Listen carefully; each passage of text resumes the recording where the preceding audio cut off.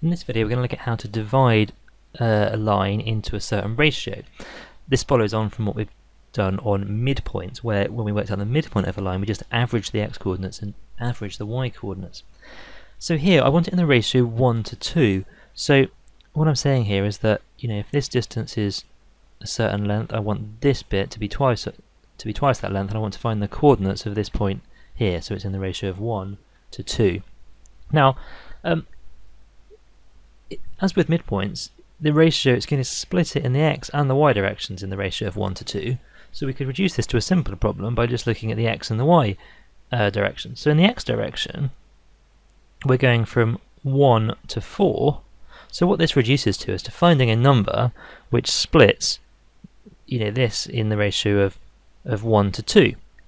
Now, that's particularly easy here because 1 to 2 is 3 parts, and there's only 3 units between 1 and 4. So it must be that this is actually 1 unit to get to 2, and this is 2 units to get here. So that's 1 to 2.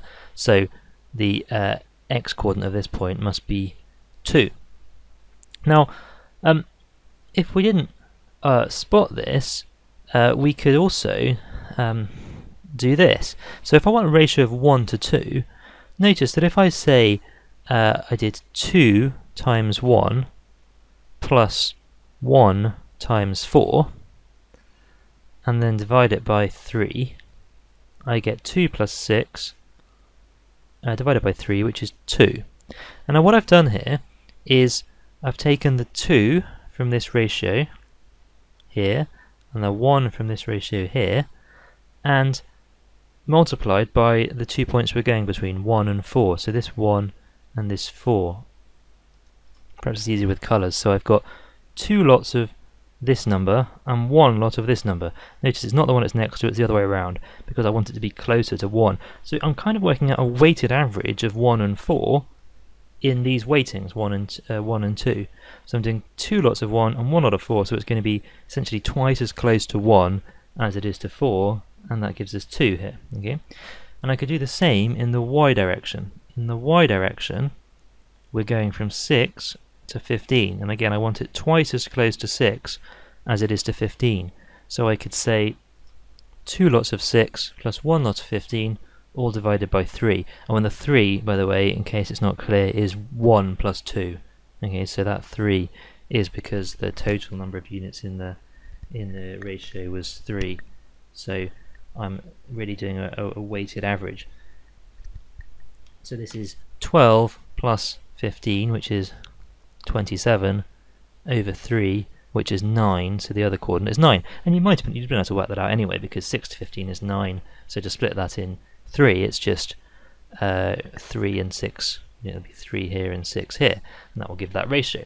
But by noticing this way of doing it, this is going to make it easier to do more complicated problems as well, without having to get too bogged down in difficult numbers. It's worth just noting at this point that when we worked out midpoints, we were really doing something very much like this. It's just the ratio was 1 to 1. Okay, so let's say I change this 2 to a 1 and see what impact that has. Okay, so dividing it in the ratio of 1 to 1, that means just find the midpoint, because this distance is the same as this distance. So if I change all my red 2's to 1's, then what I'm saying is just take 1 lot of the first x coordinate and 1 lot of the first y coordinate and divide it by 1 plus 1, or 2. So I'm saying just average 1 and 4, exactly as we did before. So we would get 2.5, and here take 1 lot of the y coordinates, add them together, and divide by 2. So the midpoint here would be 2.5, 10.5. So this is just an extension of that idea for midpoint. Okay, so here let's make it a little bit harder, but we'll use that same technique and it'll work. So I want to divide the points minus 2, 6 and 3, 8 in the ratio of 3 to 7.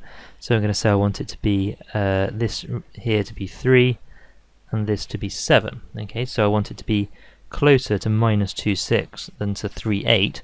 So I'm going to weight this value more than this value, and I'll use these numbers to do it. Okay, so the x and y coordinates here, well, in the x direction I'm just working with the numbers minus 2 and 3, and I want to weight minus 2 more heavily in this ratio, so I do minus 2 times 7, and I do this 3 times 3. And the total number of parts here is 10, so I can divide it all by 10. So this is minus 14 plus 9, all divided by 10, which is minus 5 over 10, which is minus 1/2. And similarly for the y coordinates, again, I've got 6 and 8, and I want to say weight this one more heavily, so it's 6 times 7 plus 8 times 3, all divided by 10. So that's 42 plus 24, all divided by 10, which is 66 divided by 10, so that's 6.6. And so we have then that the coordinates here are minus 1/2 and 6.6.